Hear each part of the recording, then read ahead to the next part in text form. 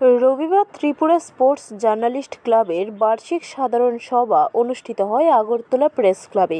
৩৩ বছরে ঐতিহাসিক Tripura sports journalist ক্লাবের সাধারণ সভাতে একাধিক বিষয়ে আলোচনা হয়, পাশাপাশি আগামী দিনের জন্য বেশ কিছু সিদ্ধান্ত গ্রহণ করা হয়। উপস্থিত ছিলেন ত্রিপুরা স্পোর্টস জার্নালিস্ট ক্লাবের সভাপতি সরজু চক্রবর্তী, সম্পাদক অনির্বাণ দেব সহ ক্লাবের অন্যান্য সদস্যরা।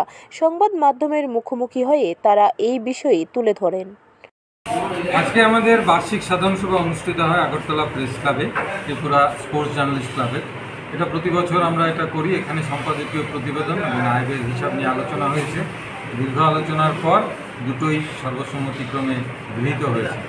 আমরা আগামী দিনের যে পরিকল্পনা নিয়েছি, এতে যে রাজ্যের ক্রীড়া সাংবাদিকতায় যারা যুক্ত রয়েছেন তাদের স্বার্থ সংশ্লিষ্ট বিভিন্ন বিষয় নিয়ে আমরা কাজ করার সিদ্ধান্ত নিয়েছি। পাশাপাশি সাংবাদিকদের ব্যুরো রিপোর্ট, খবর ত্রিপুরা।